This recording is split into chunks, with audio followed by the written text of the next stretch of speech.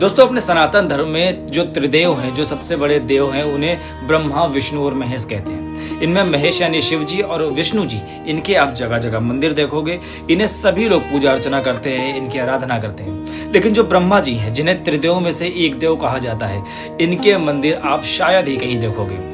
इनकी लोग पूजा क्यों नहीं करते हैं? क्या कारण है? शास्त्र क्या कहता है और उसका अर्थ क्या है?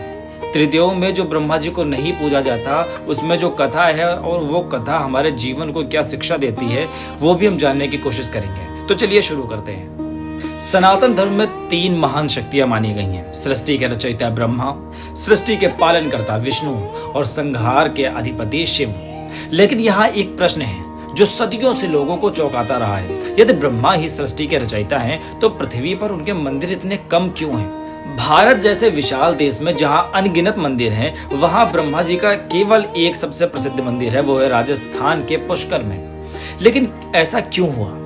इसका उत्तर मिलता है प्राचीन ग्रंथों में। एक कथा आती है शिव पुराण के विधेश्वर संहिता में। कथा कहती है, एक समय ब्रह्मा जी और विष्णु जी के बीच यह प्रश्न उठा कि सृष्टि में सबसे महान कौन है। तभी अचानक आकाश और पृथ्वी के बीच एक अनंत प्रकाश स्तंभ प्रकट हुआ। वो प्रकाश इतना विशाल था कि उसका आरंभ भी दिखाई नहीं देता था और अंत भी दिखाई नहीं देता था। वो था शिव का अनंत ज्योति रूप।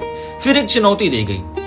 ये निश्चय हुआ कि विष्णु उस प्रकाश के नीचे की ओर जाएंगे और ब्रह्मा जी ऊपर की ओर। जो पहले उसका अंत खोज लेगा वही महान माना जाएगा।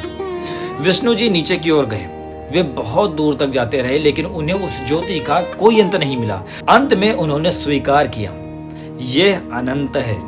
उधर ब्रह्मा ऊपर की ओर जा रहे थे। उन्हें भी ज्योति का कोई अंत नहीं मिला, लेकिन रास्ते में उन्हें एक केतकी का पुष्प मिला।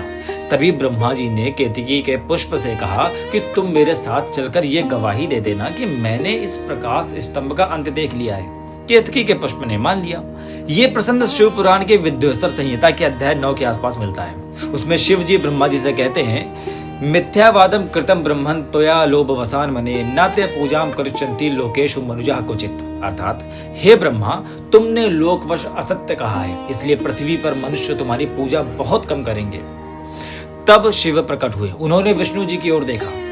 विष्णु जी से बोले कि तुमने सत्य स्वीकार किया है। फिर उन्होंने ब्रह्मा जी की ओर देखा और बोला, तुमने असत्य का सहारा लिया है। इसी कारण उन्होंने ब्रह्मा जी को श्राप भी दे दिया। शिव जी ने केतकी पुष्प से भी कहा, नामम पूजायाम भविता त्वम कदाचन। अर्थात, तुम मेरी पूजा में स्वीकार नहीं किए जाओगे। इसी कारण आज भी शिव पूजा में केतकी का फूल नहीं चढ़ाया जाता। ऋषियों ने यह कथा केवल घटना बताने के लिए नहीं गई थी, इसमें एक गहरा अर्थ भी है। ब्रह्मा प्रतीक है सृजन के, विष्णु जी प्रतीक है संतुलन के और शिव जी प्रतीक है अनंत सत्य के।